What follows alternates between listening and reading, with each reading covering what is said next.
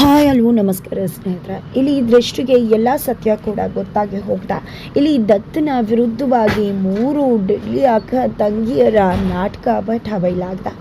ಯಾವಾಗ ಅವತ್ತು ಮಾರ್ಕೆಟ್ಗೆ ಹೋಗಿದ್ದಾಗ ಇಂಚುರ ದೃಷ್ಟಿನ ಎಳ್ಕೊಂಡು ಹೋಗಿ ತನಗೆ ಎಷ್ಟೇ ಕಷ್ಟ ಬಂದರೂ ಕೂಡ ನನ್ನ ಸತ್ಯವನ್ನು ಹೇಳದೆ ತಾನು ಕಷ್ಟ ಅನುಭವಿಸ್ತಿರೋ ದೃಷ್ಟಿಗೆ ತನಗೇನಾದರೂ ಸಹಾಯ ಮಾಡಬೇಕು ಅಂತ ಅಂದ್ಕೊಂಡಿದ್ದೆ.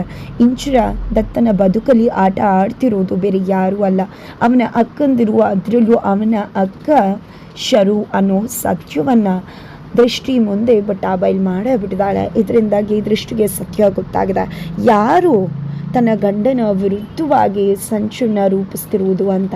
ಅದೇ ಕಾರಣಕ್ಕೆ 3 ಅಕ್ಕ ತಂಗಿರಿಗೂ ಕೂಡ ಲೆಟರನ್ನು ಬರೆದು ಒಂದೇ ಜಾಗದಲ್ಲಿ ಸೇರೋ ಹಾಗೆ ಮಾಡಿದಾಳೆ. ಈ ಒಂದು ವಿಷಯ ಗೊತ್ತಾಗುತ್ತೋ ಈ ಕಡೆ ಶರಾವತಿ ಒಪ್ಕೊಳ್ಳೇಬೇಕಾಗತ್ತೆ. ಹಾಗಂತ ಒಪ್ಕೊಂಡು ತಲೆ ತಗ್ಸೋ ಮಾತಂತೂ ಇಲ್ಲ. ಈ ಕಡೆ ಕೇಕೆ ಹಾಕಿದ್ದೆ, ಹೌದು ಕಣೆ, ನಾವೇ ಮಾಡ್ತಿರೋದು ಏನೀಗ, ನಿನ್ನ ಗಂಡ ನಮ್ಮ ಶತ್ರು. ಕೇಳ್ತಾ ಇದೆ ಅಲ್ವಾ ಅಷ್ಟೊತ್ತಿಂದ, ಯಾಕೆ ನನ್ನ ಗಂಡನ ದ್ವೇಷ ಮಾಡ್ತೀರಾ ಅಂತ. ನಿನ್ನ ಗಂಡ ನಮ್ಮ ಅಪ್ಪನ ಸಾವಿಗೆ ಕಾರಣ ಆಗಿದ್ದಾನೆ, ಅಂಥವನ್ನ ಸುಮ್ಮನೆ ಬಿಡಬೇಕಾ, ಅಂಥವನ್ನ ದ್ವೇಷ ಮಾಡಬಾರ್ದ. ಈಗ ನಿನ್ನ ತಂದೆ ಸಾವಿಗೆ ಕಾರಣ ಆಗಿದ್ದಿದ್ರೆ ನೀನೇನು ಮಾಡ್ತಿದ್ದೆ? ನೀನು ದ್ವೇಷ ಮಾಡ್ತಿರ್ಲಿಲ್ಲ, ಅವನನ್ನು ಪ್ರೀತಿ ಮಾಡ್ತಿದ್ಯಾ, ಅವ್ನು ಚೆನ್ನಾಗಿರಲಿ ಅಂತ ಬಯಸ್ತಿದ್ಯಾ? ಹೇಳು, ಯಾಕೆ ಉಸಿರಿ ನುಂಗ್ತೋಯ್ತಾ ಅಂತ ಪ್ರಶ್ನೆ ಮಾಡ್ತಿದ್ದಾಳೆ ಶುರು. ಈ ಕಡೆ ದೃಷ್ಟಿಗೆ ಏನು ಹೇಳಬೇಕು ಅಂತ ಗೊತ್ತಾಗ್ತಿಲ್ಲ. ನನ್ನಮ್ಮ ಯಾವ ಒಬ್ಬ ಶತ್ರುನ ನಾನು ದ್ವೇಷ ಮಾಡಬೇಕು ಇಡೀ ಬದುಕಲ್ಲಿ ಅಂತ ಅಂದ್ಕೊಂಡಿದ್ನು, ಅವನನ್ನೇ ಮನೆಗೆ ಕರ್ಕೊಂಡು ಬರ್ತಾಳೆ. ಮನೆಗೆ ಕರ್ಕೊಂಡು ಬಂದಿದ್ದಷ್ಟೇ ಅಲ್ಲದೆ ನಮ್ಮ ಮೂವರಿಗೂ ಕೂಡ ಅವನ್ನ ಪ್ರೀತಿ ಮಾಡಬೇಕು, ಅವನಿಗೆ ಪ್ರೀತಿ ಹಂಚಬೇಕು ಅಂತ ಹೇಳ್ತಾಳೆ. ಜೊತೆಗೆ ಹಂಚಿದಷ್ಟೇ ಅಲ್ಲದೆ ನಮ್ಮ ಪ್ರೀತಿಯು ಕೂಡ ಅವನಿಗೆ ಹಂಚಿ ಹೋಗುತ್ತೆ. ಇದರಿಂದಾಗಿ ನನಗೆ ಅವನ ಮೇಲೆ ಇರೋ ದ್ವೇಷ ಮತ್ತಷ್ಟು ಜಾಸ್ತಿ ಆಗುತ್ತೆ. ನನ್ನ ಅಪ್ಪ ಇರ್ತಿದ್ರು, ಅವನು ಇವತ್ತು ಈ ಪ್ರಪಂಚದಲ್ಲಿ ಇಲ್ಲದೆ ಇದ್ದಿದ್ರೆ ನನ್ನ ಅಪ್ಪ ಸಾಯ್ತಾನೆ ಇರಲಿಲ್ಲ. ನನ್ನ ಅಪ್ಪ ನನ್ನ ಜೊತೆಗಿರ್ತಿದ್ರು. ಇವತ್ತು ನಮ್ಮ ಅಪ್ಪ ನನ್ನ ಜೊತೆ ಇಲ್ಲ ಅಂದರೆ ಅದಕ್ಕೆ ಕಾರಣ ದತ್ತು. ಆ ದತ್ತುನ ಸುಮ್ಮನೆ ಉಳಿಸ್ಬೇಕಾ? ಯಾವುದೇ ಕಾರಣಕ್ಕೂ ಕೂಡ ಅವನನ್ನು ಉಳಿಸೋ ಮಾತೇ ಇಲ್ಲ. ಏನು ಹೇಳ್ಕೋತಿ ಅವನ ಹತ್ರ? ಹೋಗಿ ಹೇಳ್ಕೊ ಹೋಗು. ಅವನ ಪಾಲಿಗೆ ನನ್ನ ದೇವರು, ದೇವತೆ. ಅವನು ನೀನು ಹೋಗಿ ಹೇಳಿದ ತಕ್ಷಣ ಅದನ್ನು ನಂಬ್ತಾನೆ ಅಂತ ಅಂದ್ಕೊಂಡಿದ್ಯಾ ಅಂತ ಹೇಳ್ತಿದ್ದಾಗೆ ಈ ಕಡೆ ದೃಷ್ಟಿ, ಯಾರು ಹೇಳಿದ್ದು ನಾನು ದತ್ತವ್ರ ಹತ್ರ ಹೋಗಿ ನಿಮ್ಮ ಮುಖವಾಡನ ಕಳ್ಸಿಡ್ತೀನಿ ಅಂತ? ನಾನು ಅಷ್ಟು ದಡ್ಡಿ ಅಂತ ಅಂದ್ಕೊಂಡ್ರೆ? ಆ ರೀತಿ ಇದ್ದಿದ್ರೆ ನಿಮ್ಮ ಬಗ್ಗೆ ಮನೇಲೇ ಎಲ್ಲನೂ ವಿಷಯವನ್ನು ಮಾತಾಡಿ ಅವ್ರ ಹತ್ರ ಕೂಡ ಹೇಳಿರ್ತಿದ್ದೆ. ನಾನು ಈ ವಿಷಯನ ನನ್ನ ಗಂಡಂಗೆ ಹೇಳೋಕ್ಕೆ ಹೋಗೋದಿಲ್ಲ.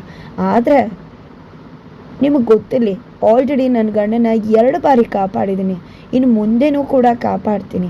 ಆ ಒಂದು ವಿಷಯನ ನಿಮಗೆ ಹೇಳಬೇಕು ಅಂತಾನೆ ನಾನು ಇಲ್ಲಿಗೆ ಬಂದಿದ್ದು ಅಂತ ಹೇಳ್ತಿದ್ದಾಗೆ ನಮಗೆ ಎಚ್ಚರಿಕೆ ಕೊಡ್ತಿದ್ಯಾ ಅಂತ ನೇತ್ರ ಬಂದರೆ ಈ ಕಡೆ ನೇತ್ರನೇ ದಬ್ಬೆ ಬಿಡ್ತಾಳೆ ಈ ಕಡೆ ದೃಷ್ಟಿ. ತದನಂತರ ನಿಮ್ಮ ಮೂವರಿಗೂ ಕೂಡ ಎಚ್ಚರಿಸ್ತಿದ್ದೀನಿ, ದತ್ತ ಶ್ರೀರಾಮ್ ಪಾಟೀಲ್ ಟಚ್ ಮಾಡಬೇಕು ಅಂದರೆ ಮೊದಲು ನೀವು ಈ ದೃಷ್ಟಿನ ಟಚ್ ಮಾಡಬೇಕಾಗತ್ತೆ, ಈ ದೃಷ್ಟಿನ ದಾಟಿ ಹೋಗಬೇಕಾಗತ್ತೆ. ತದನಂತರ ಮಾತ್ರ ನೀವು ನನ್ನ ಗಂಡನ ಮುಟ್ಟೋಕ್ಕೆ ಸಾಧ್ಯ. ಯಾವುದೇ ಕಾರಣಕ್ಕೂ ಇನ್ನು ಅಷ್ಟು ಸುಲಭ ಅಂತ ಅಂದ್ಕೋಬೇಡಿ. ನನ್ನ ಗಂಡನ ಬದುಕಲ್ಲಿ ಆಟ ಆಡೋದಕ್ಕೂ ಮುನ್ನ ಈ ದೃಷ್ಟಿ ಇದ್ದಾಳೆ ಅನ್ನೋ ನೆನಪಿಲ್ಲಿ ಅಂತ ಹೇಳಿ ಮನೆಗೆ ಹೊರಡ್ತಾಳೆ. ಹಾಗಂದು ಮಾತ್ರಕ್ಕೆ ಇಲ್ಲಿ ಶರು ಸುಮ್ಮನಿರ್ತಾಳೆ? ಖಂಡಿತ ಇಲ್ಲ. ಇಲ್ಲಿ ಆಲ್ರೆಡಿ ದತ್ತ ಶರು ದೃಷ್ಟಿ ಮೇಲೆ ಕೋಪ ಮಾಡ್ಕೊಳ್ಳೋ ಹಾಗೆ ಆಲ್ರೆಡಿ ಎತ್ಕಟ್ಟಿದ್ದಾಗಿದೆ. ಇನ್ನೇನು ದೃಷ್ಟಿನ ಕರ್ಕೊಂಡು ಕಾರಲ್ಲಿ ಜೀಪಲ್ಲಿ ಹೋಗ್ತಿದ್ದಾರೆ ದತ್ತಾಬಾಯ್.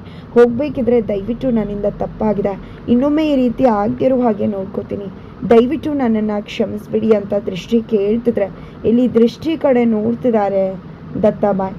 ನೋಡ್ತಿದ್ದಾಗೆ ಹಾಗೆ ಎದುರುಗಡೆ ಕಾರ್ ಬಂದೇ ಬಿಡುತ್ತೆ. ಬರ್ತಿದ್ದಾಗೆ ದೃಷ್ಟಿ ದತ್ತ ಎಲ್ಲ ಕೂಡ ಗಾಬರಿ ಆಗ್ತಾರೆ. ಹಾಗಿದ್ರೆ ನಿಜವಾಗ್ಲೂ ಕೂಡ ಇದೆಲ್ಲವೂ ಕೂಡ ಶರು ಸ್ಕೆಚ್ ಆಗಿದೆಯಾ? ದತ್ತ ಮತ್ತು ದೃಷ್ಟಿಗೆ ಆಕ್ಸಿಡೆಂಟ್ ಮಾಡೋಕ್ಕೆ ಮುಂದಾಗಿದ್ದಾಳ ಅಂತ ಅನ್ನಿಸ್ತು. ಹಾಗಿದ್ರೆ ಮುಂದೆ ಏನಾಗುತ್ತೆ? ಇಲ್ಲಿ ದೃಷ್ಟಿ ಮತ್ತು ದತ್ತಾಬಾಯಿಗೆ ಆಕ್ಸಿಡೆಂಟ್ ಆಗೇ ಬಿಡುತ್ತಾ?